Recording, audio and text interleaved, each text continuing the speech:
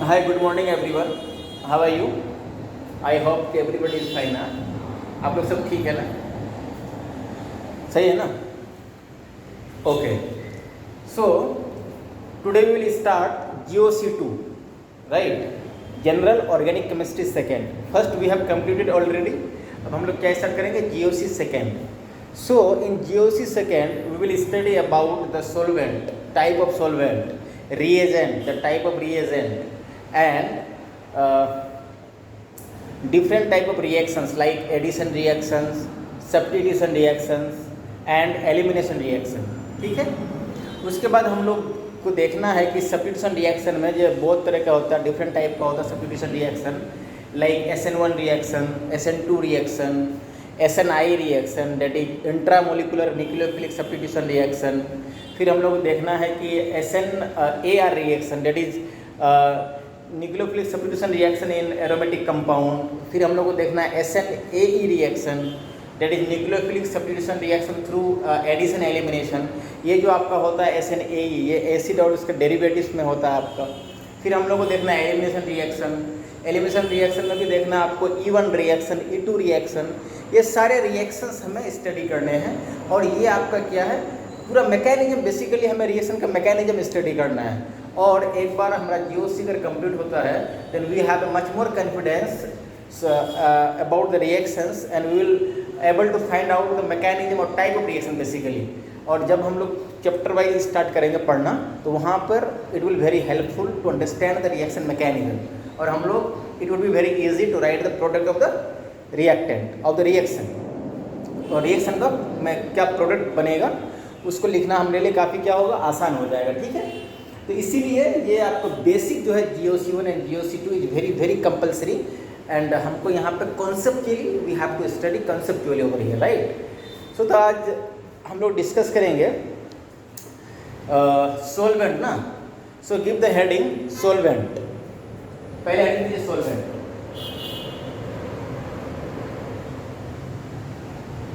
Done. Now what is solvent? तो solvent is defined as it is a liquid which provides medium to the reaction. Basically solvent is a liquid which provides medium to the reaction, right. तो definition लिखिए आप लोग. it is a liquid, it is a liquid which provides medium to the reaction. medium to the reaction basically क्या है, ये reaction के लिए medium provide करता है. Okay. Done. Is it clear, right. Okay. Now अब हम लोग देखेंगे type of solvent, classification of solvent. जो सॉल्वेंट है बेसिकली टू टाइप का होता है. एक को हम लोग बोलते हैं, the first one is non polar solvent. First one is non polar solvent and second one is polar solvent. Polar solvent. Done. अच्छा, ये पोलर सॉल्वेंट और नॉन पोलर सॉल्वेंट किस बेसिस पर डिसाइड करते हैं? We decide on the basis of their dipole moment. अगर dipole moment का value 0 है तो it will be considered as non-polar solvent. If the value of dipole moment is not equal to 0, then it is considered as polar solvent. Getting? Everybody is getting ना? Okay. Basically जो dipole moment है ये एक parameter है जिसको हम use करते हैं to find out the polarity of the molecule. Basically we can define as dipole moment is a parameter which is used to find out the polarity of a molecule. If the value of dipole moment of a molecule is 0, then we can call it is a non-polar molecule. If the dipole moment is not equal to 0, then we can call it is polar molecule, right. तो यहाँ पे हम non polar solvent का कुछ example लिखते हैं. So example of non-polar solvent is carbon tetrachloride CCl4, carbon tetrachloride, carbon disulphide CS2, benzene C6H6 benzene, its molecular formula is C6H6. cyclohexane and alkane, we can say alkane, this is alkane, this is cyclohexane and ether,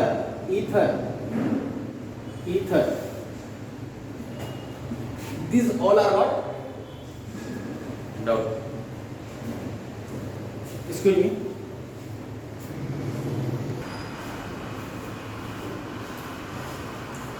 Yes, sir.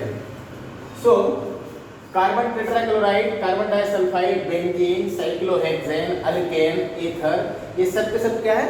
Non polar solvent, because ये सारे molecule का जो dipole moment क्या है? मेरा zero आता है, ठीक है? अब है polar solvent, it means that कि ये सारे सॉल्वेंट का जो डायपोल मोमेंट है वो जीरो के बराबर नहीं होगा, ठीक है? So polar solvent is further classified into two type ना. First is polar protic solvent, polar protic solvent, and second is polar aprotic solvent. Then polar aprotic solvent. Clear है?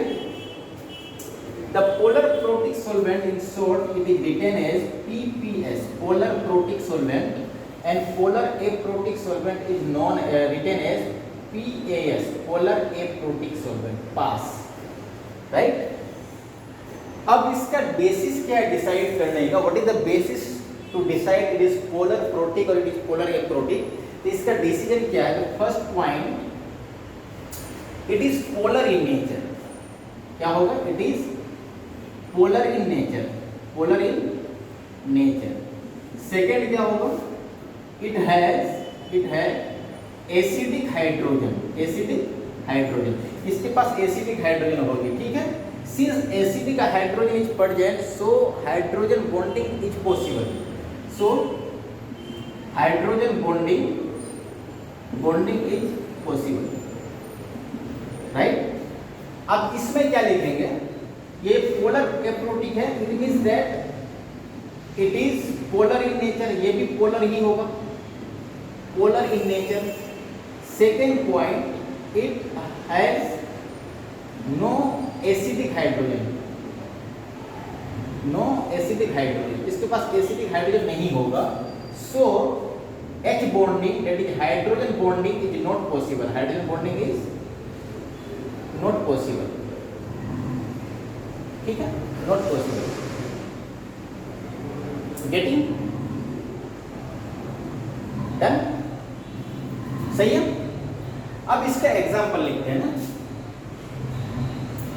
जितने भी मेरे पास पोलर प्रोटिक सॉल्वेंट है, जिसके पास hydrogen है, polar nature का है, वो मेरा पोलर प्रोटिक सॉल्वेंट में आएगा. जैसे as for example water, methyl alcohol, ethyl alcohol, C2H5OH, ethyl alcohol, ठीक है? जैसे मेरे पास अमोनिया NH3, मेरे पास primary amine RNS2, secondary amine भी हो सकता है, नहीं क्योंकि इसके पास हाइड्रोजन है, secondary amine, but tertiary amine will not be included ना, विल नॉट बी कंसिडर्ड. फिर उसके बाद मेरे पास हो सकता है फिनोल भी ये पोलर प्रोटिक सॉल्वेंट हो सकता है मेरा. फिर है मेरा एसिड, या फिर हम एसिड में लें पहले एसिटिक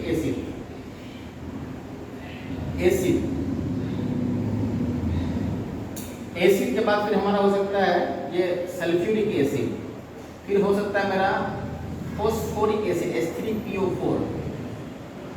इट इज, ये सब के सब क्या है मेरा polar protic solvent, right? Is it clear? और पोलर एप्रोटिक का बात करें अगर हम, तो पोलर एप्रोटिक में क्या क्या होगा आपका? इसमें आपका होगा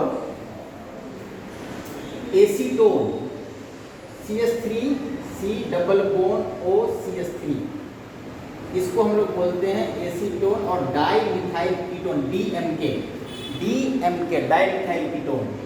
ये है di methyl sulphoxide, di methyl sulphoxide, DMSO, di methyl sulphoxide, ठीक है।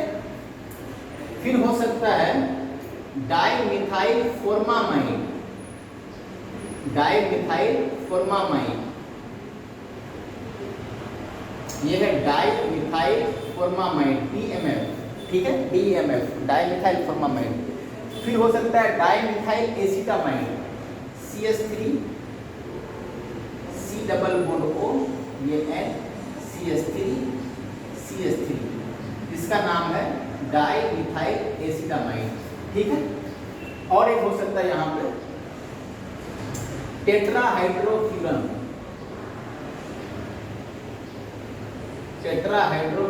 THF, इसका नाम क्या है, THF, टेट्राहाइड्रोफ्यूरन, ठीक है, THF, शॉर्ट में क्या बोलते हैं, THF, tetra, T for tetra, H for hydro, F for furan, टेट्राहाइड्रोफ्यूरन।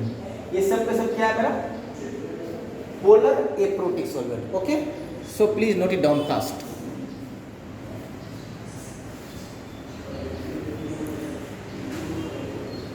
Done, हो गया बेटा? कैन आई इरेज ना?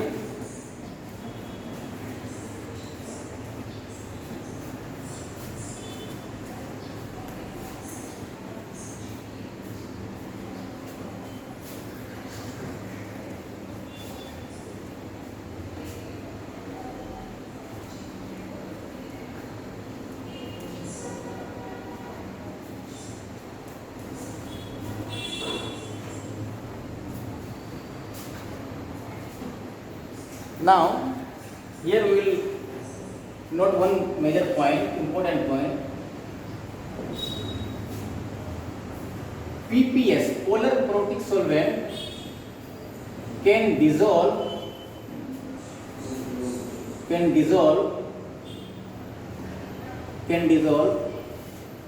DIWS can dissolve cationic as well as anionic part of the reagent, ठीक है। जो पोलर प्रोटिक सॉल्वेंट है मेरा, वो रिएजेंट के कैटायनिक पार्ट को भी डिसॉल्व करेगा और एनायनिक पार्ट को भी डिसॉल्व कर सकता है, ठीक है। इसको हम देखें एग्जांपल के थ्रू। यहाँ पर मेरा क्या है, लेट्स से इसमें पोलर प्रोटिक सॉल्वेंट है PPS, और पोलर प्रोटिक सॉल्वेंट के फॉर्म में हम क्या लेंगे, वाटर का ये स्ट्रक्चर है आपका, शेप बेंड शेप होता है, बेंड शेप, ठीक है। हमने इसमें रिएजेंट डाला, रिएजेंट NaCl, तो जैसे ही NaCl को वाटर में डालेंगे ये डिसोसिएट होगा Na+ में एंड Cl- में। Now look at here, what will happen, actually जो एनायनिक एंड है सॉल्वेंट का आपका, वाटर का, ये मेरा कैटायन को चारों तरफ से क्या होगा, सराउंड कर लेगा। ये partial positive, partial positive, partial positive, partial positive, partial positive, जितने भी हाइड्रोजन है पार्शियल पॉजिटिव चार्ज होगा, और ऑक्सीजन पर पार्शियल नेगेटिव चार्ज होगा आपका। तो ये जो ऑक्सीजन का, जो सॉल्वेंट में जो ऑक्सीजन है उसका जो नेगेटिव एंड है, ये कैटायन को चारों तरफ से सराउंड कर लिया, ठीक है। कैटायन को चारों तरफ से सराउंड कर लिया, दैट इज इसको सोलवेट कर लिया, डिसॉल्व कर लिया अपने में, ठीक है। सिमिलरली जो एनायन है, इसको भी चारों तरफ से क्या करेगा, डिसॉल्व कर लेगा आपको, ठीक है। ये इस तरह से डिसॉल्व कर लेगा।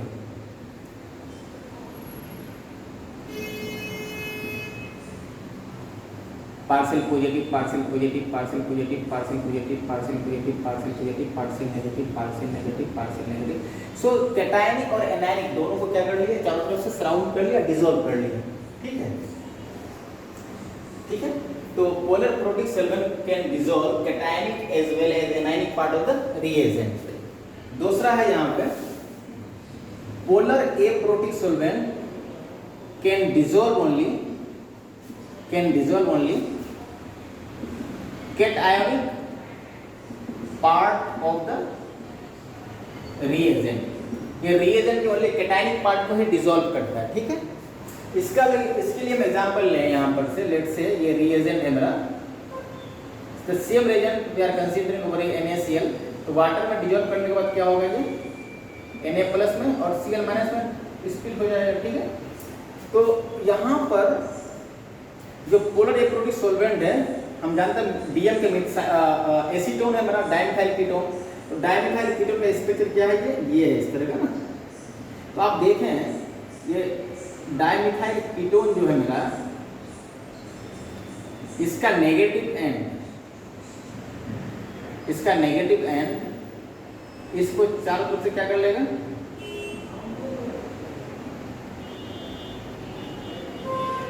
सराउंड कर लेगा, नेगेटिव नेगेटिव नेगेटिव नेगेटिव, और यहाँ पर कार्बन पर पॉजिटिव आएगा, कार्बन पर पॉजिटिव आएगा, ठीक है। तो कैटायनिक को तो डिसॉल्व कर लिया, कैटायनिक पार्ट को तो चारों तरफ सराउंड कर लिया, लेकिन व्हाट अबाउट एनायनिक पार्ट। आप देखें एनायनिक पार्ट, जब यहाँ पे आप स्ट्रक्चर देखते हैं तो एसीटोन का स्ट्रक्चर अगर आप देख रहे हैं गौर करके, तो बेसिकली क्या है, इसमें दो मिथाइल ग्रुप ऐड है ना, बल्कि ग्रुप ऐड है। तो इस बल्कि ग्रुप की वजह से इस पर पार्शियल पॉजिटिव चार्ज और पार्शियल नेगेटिव चार्ज, तो एनायन बेसिकली यहाँ पर माइग्रेट नहीं कर पाएगा, नहीं, यहाँ पे इसका माइग्रेशन पॉसिबल नहीं है, इट इज अट्रैक्ट नहीं कर पाएगा। जैसे अट्रैक्ट तो करेगा बट ये यहाँ पे इसके करीब नहीं जा सकता है, because due to the steric crowding. That's why we can say the anionic part of the region is not dissolve but cationic part of the region only dissolve, right. So हम लोगों ने ये चीज़ को एक्सप्लेन किया है ना। अब चलिए इसको फास्ट नोट करिए, इसके बाद हम लोग डिस्कस करते हैं रीएजेंट के बारे में, ठीक है। डन, ये तो हो गया आप लोगों को।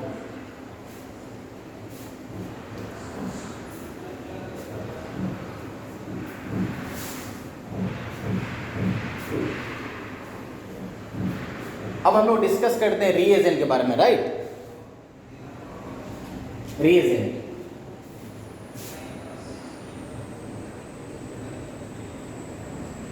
रीएजेंट को कैसे डिफाइन करते हैं, it is a compound which is added to the system in order to cause a chemical reaction. तो इसको नोट कर लीजिए आप लोग, the compound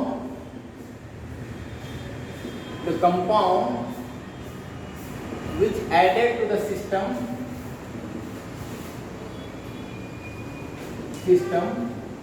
in order to cause chemical reaction, ठीक है। ये मेरा क्या है, रीएजेंट। डन।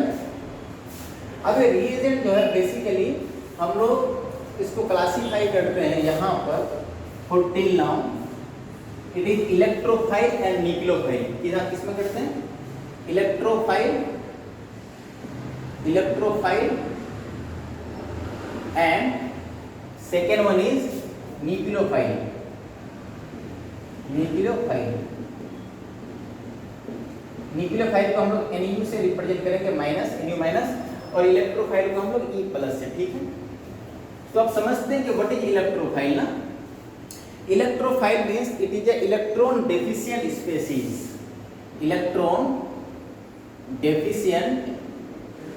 स्पीसीज, ठीक है। सेकेंड हम कर सकते हैं, क्योंकि इसके पास इलेक्ट्रॉन की कमी है तो ये इलेक्ट्रॉन का डिजायर रखेगा, that is why we can say it is a electron loving species. तो in other word we can say it is electron loving species, right. उसी तरह न्यूक्लियोफाइल में हम क्या बोलेंगे, आप देखें यहाँ पे न्यूक्लियोफाइल को मैंने नेगेटिव चार्ज दिखाया, that is it represent excess of electron. So हम लोग लिख सकते हैं it is electron rich species, ठीक है। सेकेंड, इलेक्ट्रॉन पर नेगेटिव चार्ज है और किसी भी एटम में जो न्यूक्लियस होता है किसी भी एटम का, वो पॉजिटिवली चार्ज होता है due to presence of proton, ठीक है। तो हम लोग ये कह सकते हैं कि ये न्यूक्लियस लविंग स्पीसीज क्या है, न्यूक्लियस लविंग स्पीसीज, ठीक है। डन। अब इसका हम लोग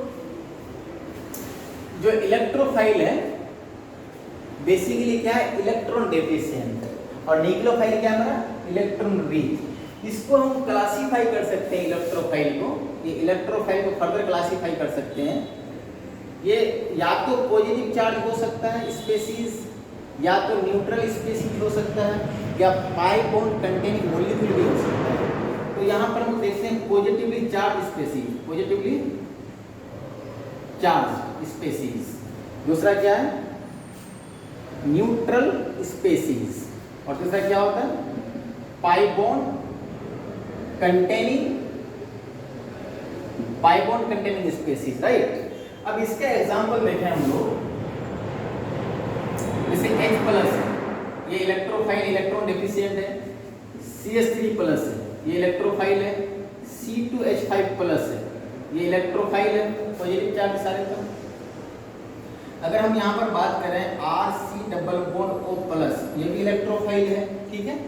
अगर हम बात करें HC+NH, यहाँ पर कार्बन पॉजिटिव, ये भी इलेक्ट्रोफाइल है, राइट। अगर हम बात करें HC+O+, ये भी इलेक्ट्रोफाइल है मेरा, राइट। ये सब के सब मेरा क्या है, इलेक्ट्रोफाइल है। अगर हम इसका बात करें NO2+, ये भी मेरा क्या है, इलेक्ट्रोफाइल, ठीक है।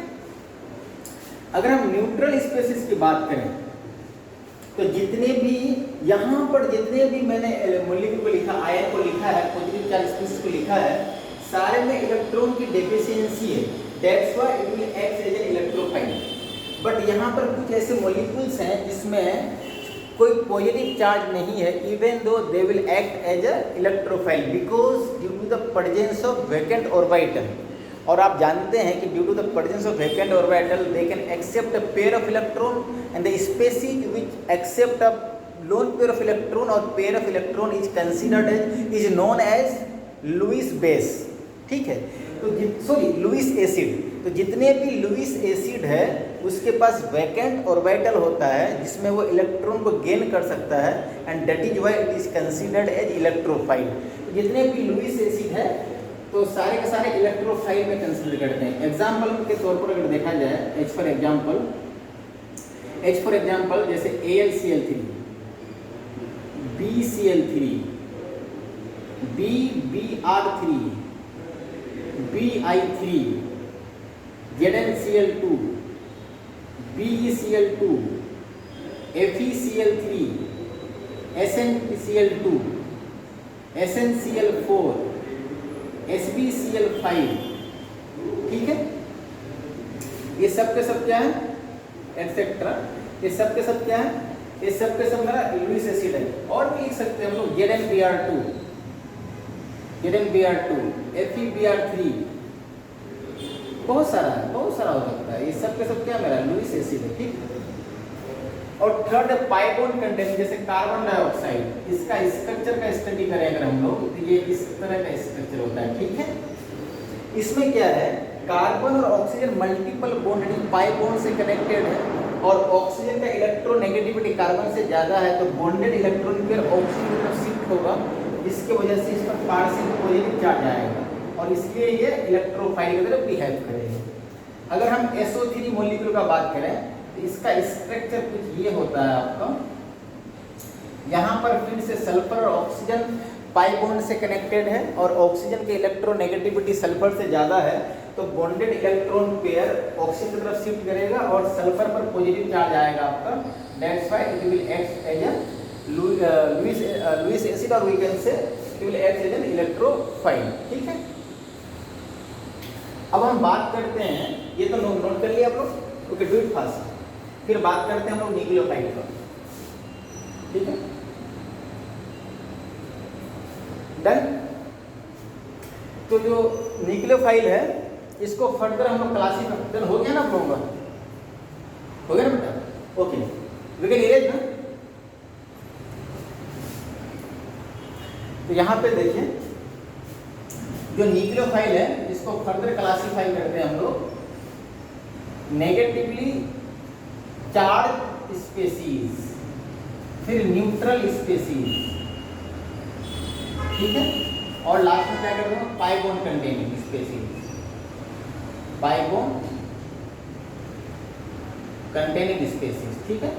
अब इसका एग्जांपल देखें हम लोग, तो जितने भी नेगेटिवली चार्ज स्पेसीज है सब के सब क्या होगा, न्यूक्लियोफाइल की तरह बिहेव करेगा। जैसे OH minus, example OH minus, CH3O minus, C2H5O minus, Cl minus, Cl minus, F minus, Br minus, I minus, right, कितने भी है, CH3 C double bond O COO minus, तो जितने भी ये सारे स्पेसीज है ये सब के सब किसकी तरह बिहेव करेगा, मेरा न्यूक्लियोफाइल की तरह बिहेव करेगा, ठीक है। और भी लिख सकते हैं आप, जैसे NH2 माइनस, राइट, एटसेट्रा, ये सब के सब मेरा क्या है, negatively charge species that will behave as a nucleophile. अगर हम न्यूट्रल स्पेसीज का बात करें तो जो भी लोन पेयर कंटेनिंग स्पेसीज है वो मेरा न्यूक्लियोफाइल की तरह बिहेव करेगा। एज फॉर एग्जांपल हम लोग लिख सकते हैं वाटर, वाटर के पास, वाटर का ऑक्सीजन में 2 लोन पेयर है, इसलिए ये क्या होगा, न्यूक्लियोफाइल की तरह बिहेव करेगा। जैसे अल्कोहल में हम ले लें मिथाइल अल्कोहल, ऑक्सीजन के पास लोन पेयर है 2, हम यहाँ पे C2H5OH भी लिख सकते हैं, मिथाइल अल्कोहल, ठीक है। हम यहाँ पे लिख सकते हैं आपको वेरिएबल, ओके, हम लोग यहाँ पे लिख सकते हैं आपका जैसे NH3, इसका लोन पेयर है, फिर लिख सकते हैं प्राइमरी अमाइन, ठीक है, फिर लिख सकते हैं हम लोग सेकेंडरी अमाइन, ठीक है, हम लोग टर्सरी अमाइन भी लिख सकते हैं क्योंकि नाइट्रोजन के पास क्या है, लोन पेयर ऑफ इलेक्ट्रॉन, ठीक है। उसके बाद हम लोग RSH भी लिख सकते हैं, थायरोइड, ठीक है। ये सब का सब मेरा क्या है, लोन पेयर कंटेनिंग स्पेसीज है, ठीक है। तो ये लोन पेयर कंटेनिंग है और न्यूट्रल है, ये न्यूक्लियोफाइल की तरह बिहेव करेगा, एटसेट्रा। और भी बहुत सारे होंगे, PS3 भी लिख सकते हैं, फोस्फीन, PS3 या फोस्फोरस में लोन पेयर ऑफ इलेक्ट्रॉन है ना, फोस्फीन, ठीक है। ETC pi bond containing species का बात करें अगर, तो आप देखें यहाँ पे अल्कीन भी मेरा क्या है, ये न्यूक्लियोफाइल की तरह बिहेव करेगा, अल्कीन, क्योंकि इसके पास इलेक्ट्रॉन, अगर कोई इलेक्ट्रोफाइल आएगा तो ये अटैक कर सकता है इस पर, इलेक्ट्रोफाइल पाई बॉन्ड पर, ठीक है। तो पाई बॉन्ड में डोनेट करेगा इस इलेक्ट्रोफाइल पर, that is why it will act as a nucleophile, ठीक है। हम अल्काइन के बारे में बात कर लें, अल्काइन, तो ये भी मेरा क्या होगा, न्यूक्लियोफाइल की तरह बिहेव करेगा, ठीक है। Okay, note it down, do it fast. इधर तो हो गया आप लोगों को,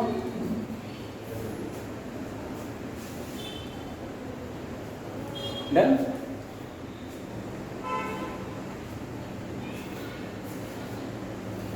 हो गया बेटा, finish.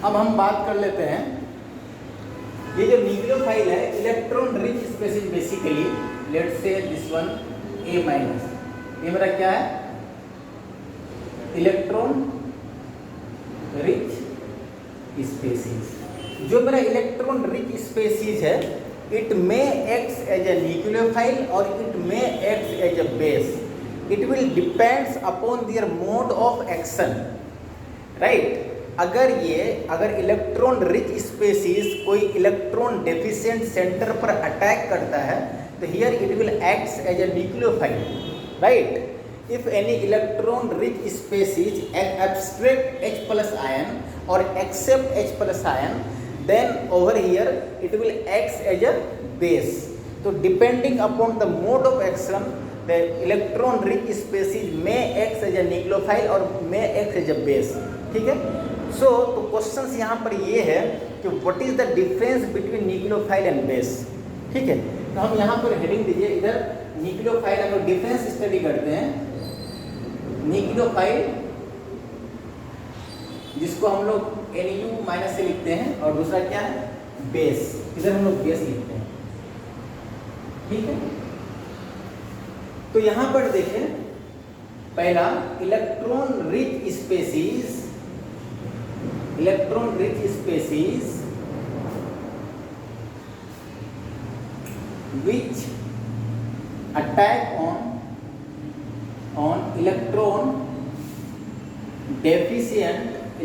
deficient center except H plus, ठीक है, is known as what? Nucleophile. Electron rich species which attack on electron deficient center except hydrogen H plus ion is known as what?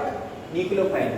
So example अगर हम इसका देखें तो late से ये मेरा इलेक्ट्रॉन रिच स्पेसीज है और यहाँ पर मेरे पास मिथाइल हैलाइड है, मिथाइल लेट से मिथाइल क्लोराइड है, तो यहाँ पर क्या होगा, इस क्लोरीन का इलेक्ट्रोनेगेटिविटी, इसका बेटर रिप्रेजेंटेशन ये होगा मेरा, ये तो कार्बन और क्लोरीन बॉन्ड जो है, कार्बन और क्लोरीन का सिंगल बॉन्ड है, क्लोरीन का इलेक्ट्रोनेगेटिविटी वैल्यू लगभग 3 होता है आपका और कार्बन का इलेक्ट्रोनेगेटिविटी वैल्यू 2.4 होता है। तो इलेक्ट्रोनेगेटिविटी डिफरेंस की वजह से ये बॉन्डेड इलेक्ट्रॉन क्लोरीन की तरफ शिफ्ट होगा, जिसकी वजह से क्लोरीन पर पार्शियल नेगेटिव चार्ज आएगा और कार्बन पर पार्शियल पॉजिटिव चार्ज। अब ये जो आपका इलेक्ट्रॉन रिच स्पेसीज है ये कार्बन पर अटैक करके ये बनाएगा आपका ACH3 प्लस Cl माइनस निकालेगा। तो यहाँ पर जो ये इलेक्ट्रॉन रिच स्पेसीज है ये न्यूक्लियोफाइल की तरह एक्ट किया, here it is acting as a nucleophile, ठीक है। अब इसमें हम लोग लिखेंगे इलेक्ट्रॉन रिच स्पेसीज, बेस में लिखेंगे हम लोग electron rich species which abstract H plus ion, ठीक है। तो electron rich species which abstract H plus ion is called base। इसका एग्जांपल अगर देखा जाए, यहाँ पर कोई भी इलेक्ट्रॉन रिच स्पेसीज है लेट से A और मैंने ले लिया यहाँ पर मिथाइल अल्कोहल, तो यहाँ पर क्या होगा कि मिथाइल अल्कोहल में थोड़ा सा स्लाइटली एसिडिक नेचर का होता है, तो ये H प्लस को रिलीज करेगा और यहाँ से मिलेगा हमको AH plus CH3O minus, ethoxide ion बाहर निकलेगा। तो यहाँ पर जो नेगेटिव चार्ज है बेसिकली ये हाइड्रोजन पर अटैक करता है ना, यहाँ पर ये किसकी तरफ बिहेव किया, बेस, और यहाँ पर सिंपल रिएक्शन कैसा होगा, एसिड बेस रिएक्शन, यहाँ सिंपली क्या हुआ, एसिड बेस रिएक्शन, ठीक है। दूसरा पॉइंट है आपका न्यूक्लियोफाइल में, ये आपको काइनेटिकली कंट्रोल रिएक्शन होता है ना, basically we can say it is kinetically controlled, और बेस क्या होता है मेरा, it is thermodynamically control, right done. अब यहां पे देखते हैं कि काइनेटिकली कंट्रोल का मीनिंग क्या है, ठीक है। If attacking speed of nucleophile is high, then it will be our strong nucleophile। अगर अटैकिंग स्पीड न्यूक्लियोफाइल का हाई है तो वो मेरा स्ट्रॉन्ग न्यूक्लियोफाइल होगा, और if attacking speed is slow then it will be our weak nucleophile. What? Weak nucleophile. तो जो न्यूक्लियोफाइल है basically it could be strong nucleophile और it could be weak nucleophile. It will depends upon their attacking speed. If the attacking speed is very high, then it will be considered as strong nucleophile, and if the attacking speed is poor or less, then it will be considered as weak nucleophile. Here, thermodynamic control ना, here we can say if या फिर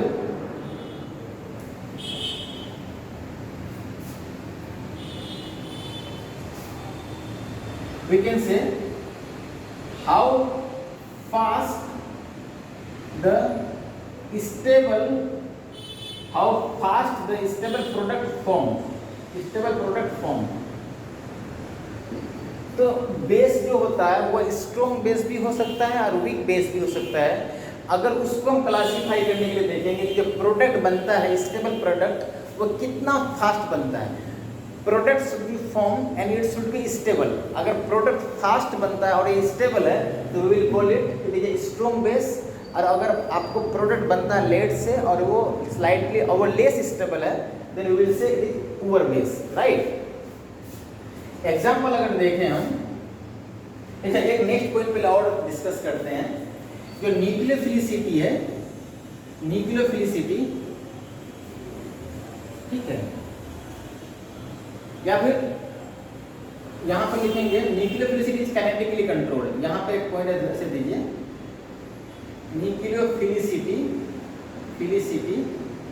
is kinetically controlled, और यहां पर it is ना लिख के हम इसको यहां लिखेंगे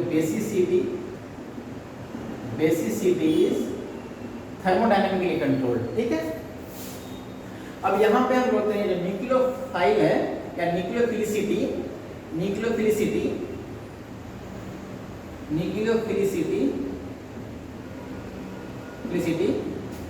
inversely proportional to steric crowding, या स्टेरिक हिंड्रेंस, और we can say nucleophilicity will depends upon the steric hindrance, ठीक है। और यहां पे लिखेंगे basicity do not depends upon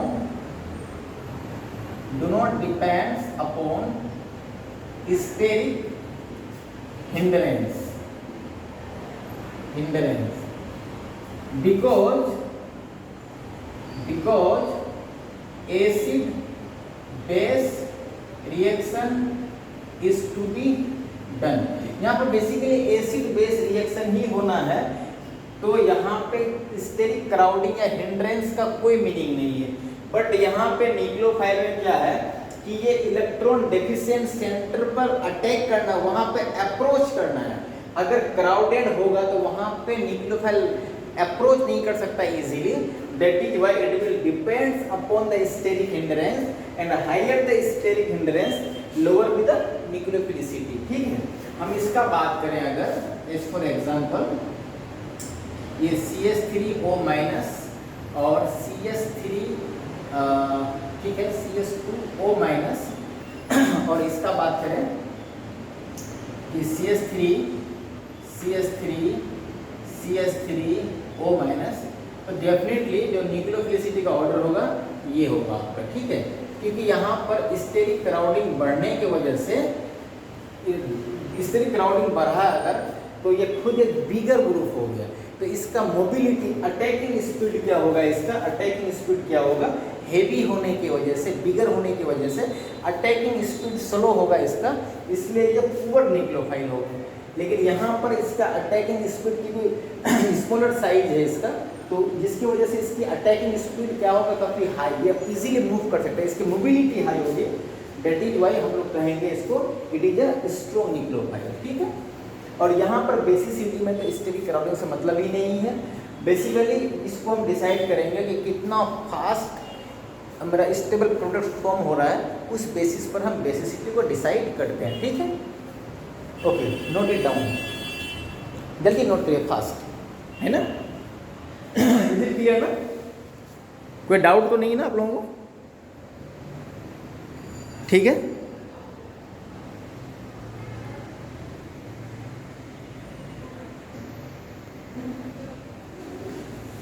done हो गया।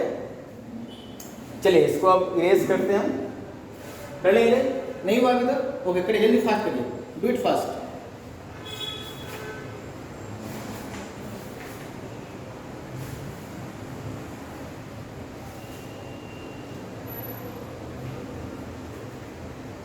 हो गया?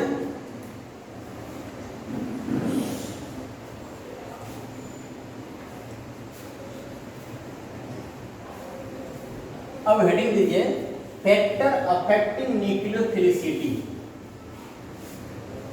Factors affecting nucleophilicity,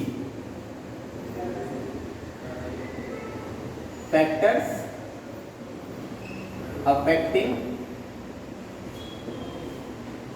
nucleophilicity, factors affecting nucleophilicity. First factor है इलेक्ट्रॉन डेंसिटी, इलेक्ट्रॉन डेंसिटी, ठीक है। तो nucleophilicity directly proportional to electron density. Higher the electron density, higher the charge density, higher will be the nucleophilicity. Example मैं लूँ, अगर ये water OH minus लेता हूँ मैं और वाटर लेता हूँ, ठीक है। तो वाटर के पास क्या दो लोन पेयर, यहाँ पर ऑक्सीजन के ऊपर क्या नेगेटिव चार्ज, ठीक है। डन, क्लियर है। तो नेगेटिव चार्ज का डोनेटिंग कैपेसिटी लोन पेयर से हमेशा ज़्यादा होता है, इसलिए इसकी न्यूक्लियोफिलिसिटी ज़्यादा होगी, ठीक है। OH का न्यूक्लियोफिलिसिटी ज़्यादा होगा वाटर से। अगर हम बात करें NH2 माइनस और अमोनिया, तो NH2 minus will be more nucleophile या बेटर न्यूक्लियोफाइल या strong nucleophile than the ammonia, ठीक है। अगर हम बात करें HS माइनस और H2S का, तो HS minus is good nucleophile than H2S, right. Okay, note करिए। सेकेंड फैक्टर लिखते हैं हम लोग, nucleophilicity in periodic table, PT में देखते हैं हम लोग, ठीक है। डन हो गया, यहां पर डिस्कस कर लें। सेकेंड फैक्टर न्यूक्लियोफिलिसिटी इन PT, पीरियोडिक टेबल। जितने भी न्यूक्लियोफाइल है उसका अगर सेंट्रल एलिमेंट एक ही पीरियड से बिलोंग करता है तो हम वहां पे देखते हैं, इसका ऑर्डर डिसाइड करते हैं ना। Let's say CH2 minus comma NH minus O minus, ठीक है, और F माइनस का बात करें, ठीक है। CH2 माइनस NH2 माइनस ना, NH3, तो हाँ NH2 माइनस OH माइनस और F माइनस, ठीक है। इसका बात करते हैं हम लोग, ठीक है। अब डिसाइड करिए कि इसका न्यूक्लियोफिलिसिटी का ऑर्डर क्या होगा, जल्दी फास्ट डिसाइड करिए।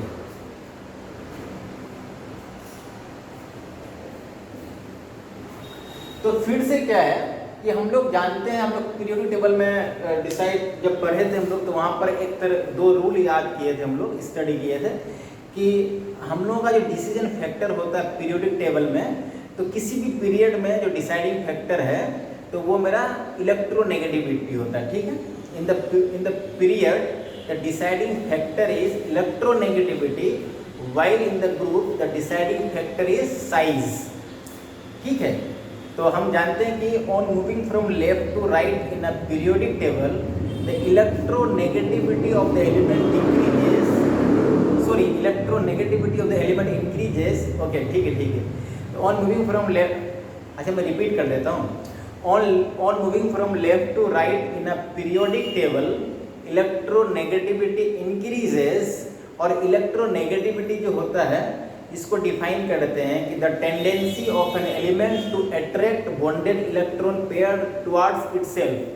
तो ये क्या होगा कि इलेक्ट्रॉन के खींचने की टेंडेंसी है ना, जितना ज़्यादा इलेक्ट्रोनेगेटिव है उतना ज़्यादा इलेक्ट्रॉन को खींचने का कैपेसिटी है उसके पास, टेंडेंसी है। इलेक्ट्रॉन देने का घटेगा, तो अगर इलेक्ट्रॉन देने का घट रहा है तो उसका बेसिसिटी हो या न्यूक्लियोफिलिसिटी क्या होगा, कम होगा, ठीक है। इसलिए पीरियड में, पीरियोडिक टेबल के पीरियड में न्यूक्लियोफिलिसिटी इन पीरियड ले लेते हैं ना, इन पीरियड, ठीक है।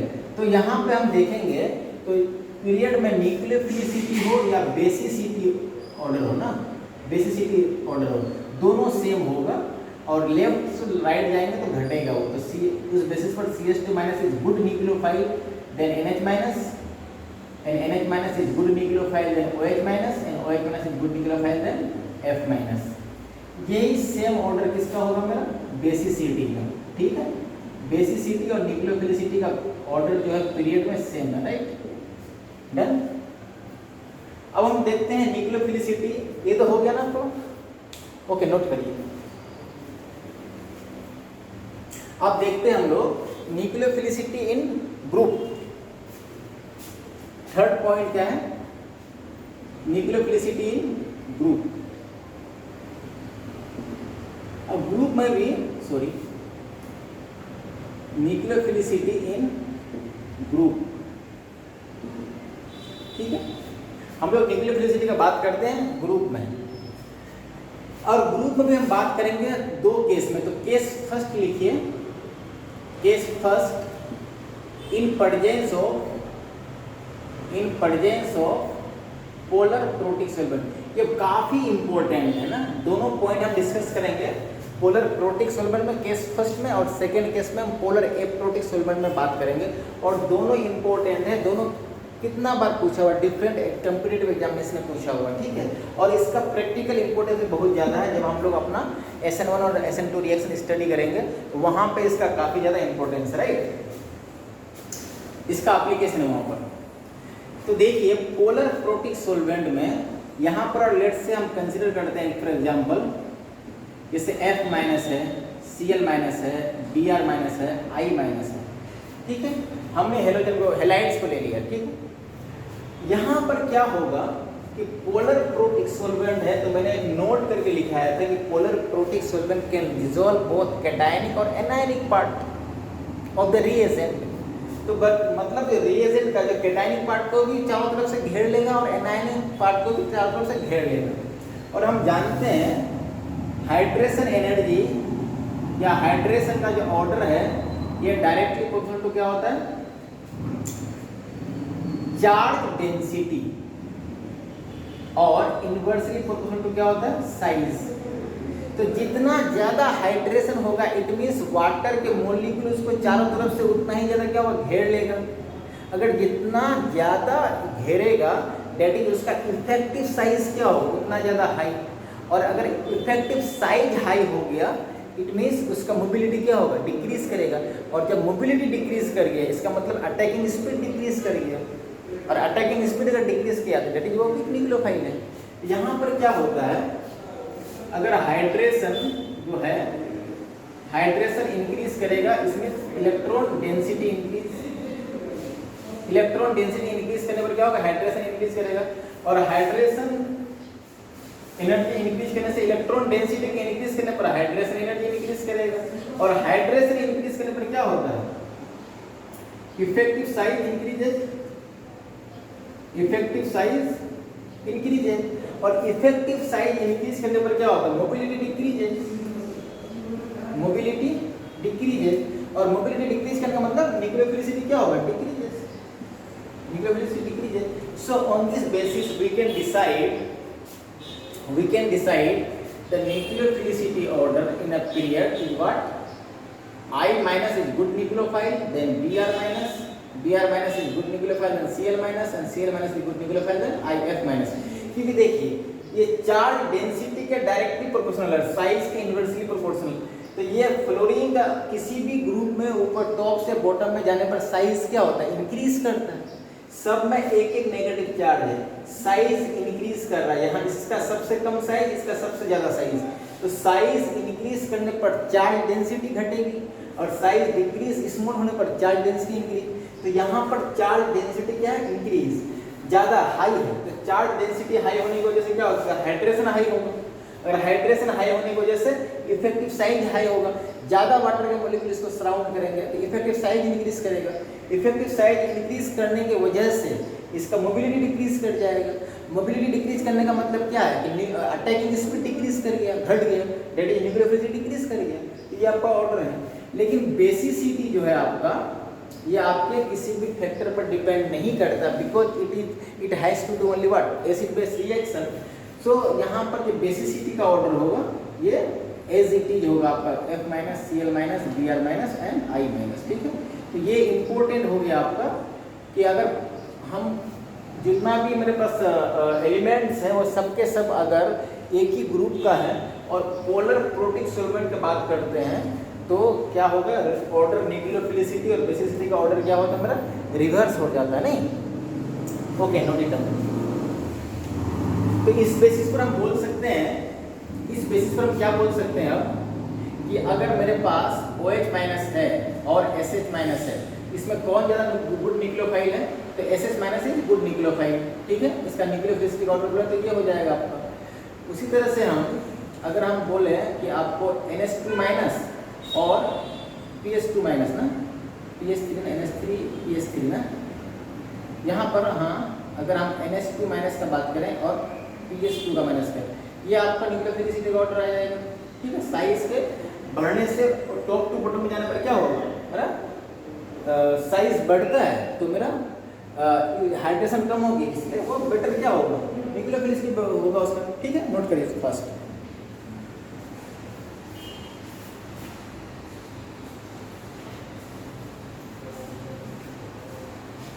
डन। ओके, अब हम देखते हैं केस सेकेंड को डिस्कस करते हैं। यहाँ पे केस सेकेंड क्या है, थर्ड में ही केस सेकेंड क्या है मेरा, इन प्रेजेंस ऑफ, ये सेकेंड केस है मेरा ना, in presence of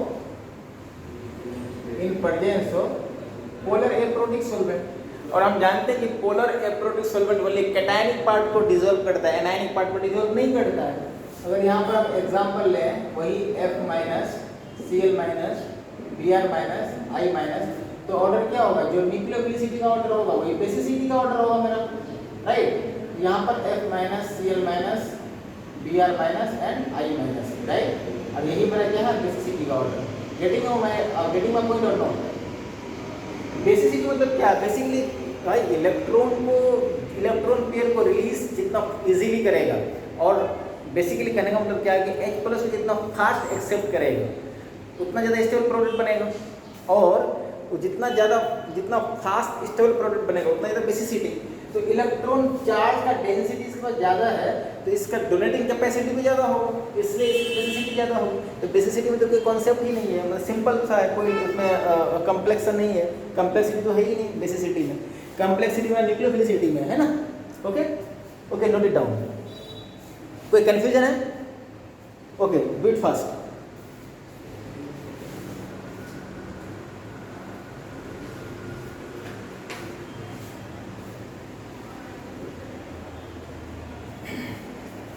fourth point देखते हैं। फोर्थ पॉइंट है स्टेरिक हिंड्रेंस। फोर्थ पॉइंट क्या है, स्टेरिक हिंड्रेंस। तो जो न्यूक्लियोफिलिसिटी है ये तो अभी डिस्कस किए थे हम लोग कि इन्वर्सली प्रोपोर्शनल क्या होता है, स्टेरिक हिंड्रेंस का, है ना।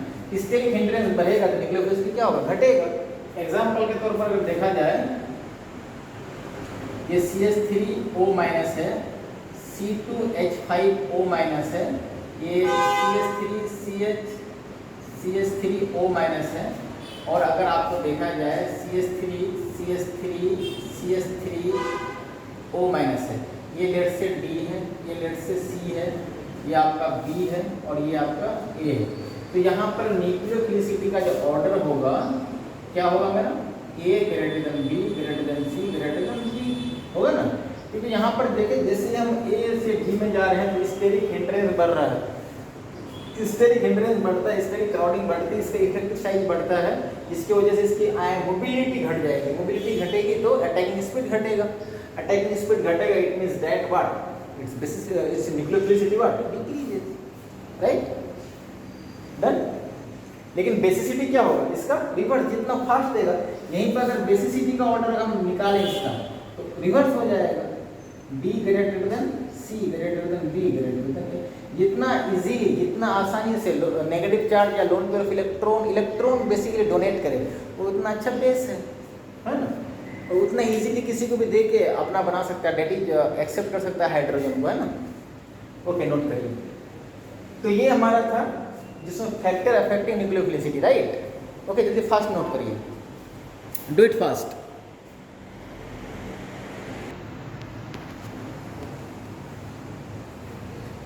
Okay, done. तो चलिए अब लास्ट हेडिंग देते हैं हम लोग। Last heading leaving group, with the last heading leaving group.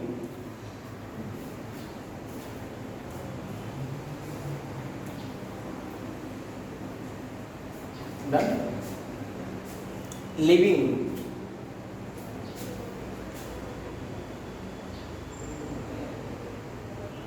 Leaving group. इसको शॉर्ट में हम लोग LGB बोलते हैं ना, लिविंग ग्रुप। इसका यूज होगा ना, जितना भी पॉइंट आज हम लोगों ने डिस्कस किया ये सब के सब आपको जो हम लोग रिएक्शन स्टार्ट करेंगे तो वहाँ पे यूज होगा ना।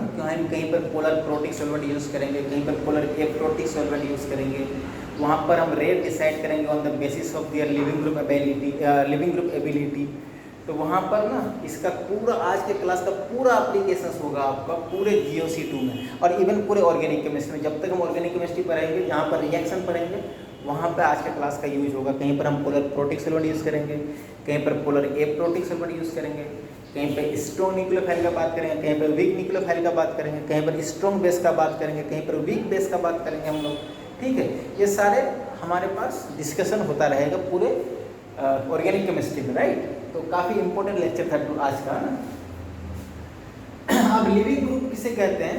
तो लिविंग ग्रुप को डिफाइन किया जाता है, इट इज एटम और group of atom which departs with its bond pair of electron is known as leaving group. मतलब ऐसा कोई एटम होगा या सिंपल या हो सकता है ग्रुप ऑफ एटम हो जो अपने बॉन्ड पेयर ऑफ इलेक्ट्रॉन के साथ डिपार्ट होता है, दैट इज नेगेटिव एनायन बनाता है आपका ना। सिस्टम को डिपार्ट करेगा इलेक्ट्रॉन लेते हुए अपना, तो उसमें नेगेटिव चार्ज आएगा ना। तो लिखिए एटम और ग्रुप ऑफ एटम, एटम और group of atom which departs with its bond pair of electrons, bond pair of electrons, bond pair of electrons। ये बॉन्ड पेयर के इलेक्ट्रॉन्स के डिपार्ट होगा ना। जैसे देखो एग्जांपल है, इस पर एग्जांपल हम बात करें, ये RX है ना, अगर ये सिस्टम को डिपार्ट करता है अपने बॉन्डेड इलेक्ट्रॉन पेयर को लेते हुए, तो इसमें क्या बनेगा R प्लस और प्लस X माइनस। तो ये X माइनस क्या था मेरा? Leaving group. Done, okay. अब ये लिविंग ग्रुप एबिलिटी है,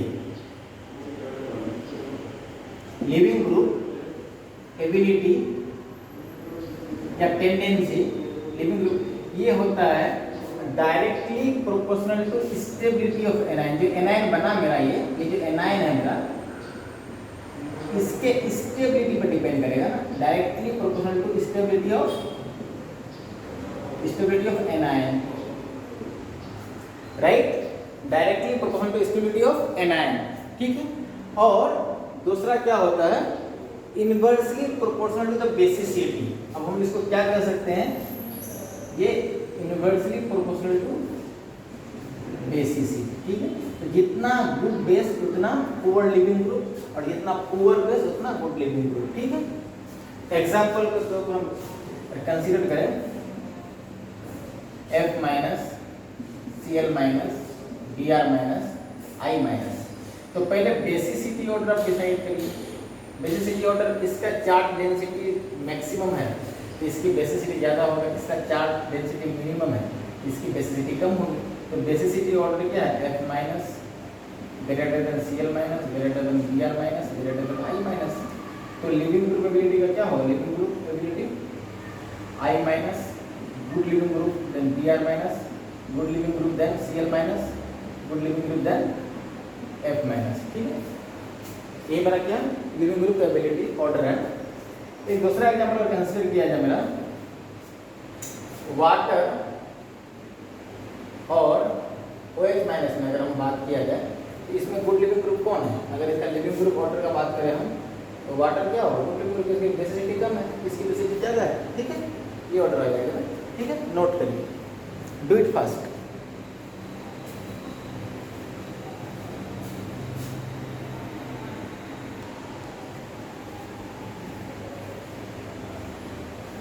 ओके, ये क्वेश्चन है, इसमें 4 एग्जाम्पल है, इसमें आपको न्यूक्लियोफिलिसिटी का ऑर्डर डिसाइड करना है। ठीक है, देखिए, तो जितना ज़्यादा आपके पास स्टेबिलिटी होगा न्यूक्लियोफाइल का, उतना ज़्यादा अच्छा क्या है? Leaving group, right. और हम लोग यहाँ पे एक चीज़ कह सकते हैं कि लिविंग ग्रुप जो है टेंडेंसी, ये डायरेक्टली प्रोपोर्शनल होगा माइनस I ग्रुप या माइनस M ग्रुप, और इनवर्सली प्रोपोर्शनल होगा प्लस I ग्रुप और प्लस M ग्रुप। जो डोनर है वो स्टेबिलिटी घटाएगा, लिविंग ग्रुप घटेगा। जो एक्सेप्टर है तो वो स्टेबिलिटी बढ़ाएगा तो लिविंग ग्रुप स्टेबिलिटी बढ़ेगा। इस बेसिस पर हम यहाँ डिसाइड कर सकते हैं कि ये आपका प्लस आई ग्रुप है, ये भी आपका प्लस एम ग्रुप है, हाँ प्लस एम ग्रुप है, और ये आपका क्या है माइनस एम ग्रुप है, और इसके पास कोई इफेक्ट नहीं है, राइट? यही है ना? प्लस नहीं बेटा, नहीं, ये आपका माइनस आई है ना, ब्रोमीन है ना, माइनस आई इफेक्ट है, माइनस आई इफेक्ट, ठीक है? तो जो भी माइनस ग्रुप होगा वो इसकी स्टेबिलिटी बढ़ाएगी, ठीक है? और जो डोनर होगा इसकी स्टेबिलिटी घटाएगी। तो ऑर्डर सिंपली क्या है, न्यूक्लियोफिलिसिटी का ऑर्डर क्या होगा, न्यूक्लियोफिलिसिटी का ऑर्डर क्या होगा मेरा, ये यही ऑर्डर होगा। डन, सही है? अब यहाँ पे एक चीज देखिए, कहीं पे सिस्टम में अगर वाटर है मेरा, ठीक है, जैसे लेट सपोज ये आर है, वाटर है, और कहीं से इसके पास H प्लस है ना, तो यहाँ पर लोन पेयर देने के बाद इसको एक्सेप्ट करेगा और बनाएगा क्या, ROH प्लस। अब ये गुड लिविंग ग्रुप, क्योंकि इसकी बेसिसिटी क्या होगी, कम, तो इसका बेसिसिटी क्या होगी, पॉजिटिव चार्ज आ गया ना इसका, तो इसकी बेसिसिटी क्या होगी मेरा, बेसिसिटी उसे डिसाइड नहीं करेंगे। अब यहाँ पर अगर लेट से कि अगर ये लोन पर देने के बाद क्या बनेगा, H2O प्लस ना, अब ये मेरा एक गुड लिविंग ग्रुप बन जाएगा और अपने बॉन्ड पेयर को लेकर डिपार्ट होगा। यहाँ पर देखिए आप ROH2O बना ना, R प्लस और प्लस H2O बना, यहाँ पर जो प्रोटॉन फॉर्म हुआ इसकी बेसिसिटी क्या होगी, कम होगी, हाँ ठीक है, नहीं मतलब ये स्टेबल बनेगा आपका। तो इस केस में हमारे पास OH2 प्लस क्या है, एक गुड लिविंग ग्रुप है और गुड लिविंग ग्रुप बन के निकल जाएगा, ठीक है। उसी तरह से कहीं सिस्टम में अगर N2 प्लस है, यहाँ पर भी ये गुड लिविंग ग्रुप है, तो बेसिकली हमें ये बताना था कि N2 प्लस है तो सिस्टम में गुड लिविंग ग्रुप होगा, H3O प्लस है ये गुड लिविंग ग्रुप है, बाहर निकल जाएगा, I माइनस है जो गुड लिविंग ग्रुप होगा, ब्रोमीन माइनस है गुड लिविंग ग्रुप होगा, क्लोरीन माइनस है गुड लिविंग ग्रुप होगा। तो ये सारे गुड लिविंग ग्रुप होंगे और ये अपने बॉन्ड पेयर के साथ डिपार्ट होगा। तो हमें ये चीज़ याद रखना है कि ये बहुत सारे रिएक्शंस में हमें यूज आता है, ठीक है। N2 प्लस कहीं पर सिस्टम में तो ये डिपार्ट हो जाएगा, नाइट्रोजन गैस बन के बाहर निकल जाएगा, H3O प्लस है तो बाहर निकलेगा, सिस्टम को डिपार्ट करेगा, वाटर बन के बाहर निकल जाएगा, I माइनस है तो कहीं पर I है, सॉरी सिस्टम में कहीं पर I है, कनेक्टेड है I, जैसे ऐसे देखिए इसको, जैसे ये RI है, RCl है, RBr है, तो ये क्या होगा आपको I बन के बाहर निकल जाएगा, Cl बन के बाहर निकल जाएगा, Br बन के बाहर निकल जाएगा। ये सब क्या है, एक गुड लिविंग ग्रुप है ना। तो कहीं पर भी रहेगा ये सब गुड लिविंग ग्रुप, तो वहाँ पे आपको आइडेंटिफाई करने हैं, ठीक है, और इसको हमें डिस्कस करना है, ठीक। इसको आइडेंटिफाई करना बेसिकली, आप वैसे आइडेंटिफाई करके हम लोग उसको डिपार्ट करेंगे सिस्टम से, सही है, ओके। आई होप कि आप लोगों को चीज़ें समझ में आया, ठीक है, ओके। नोट करिए फर्स्ट,